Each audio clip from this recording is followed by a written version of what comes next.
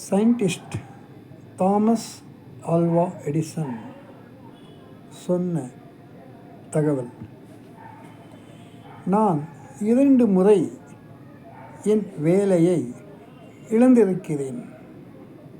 முதல் முறை telephone operator வேலை கிடைத்தது.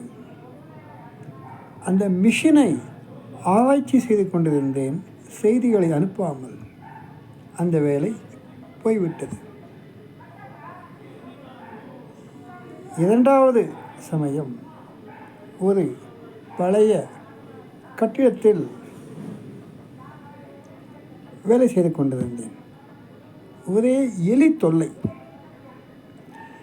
எலிகளை சாகடிக்கும் எந்திரத்தை கண்டுபிடிக்க முயற்சி செய்தேன். அந்த வேலையும் போய்விட்டது. அதனால் நாம் செய்யும் வேலையில் கவனம் தேவை என்று சொன்னார்.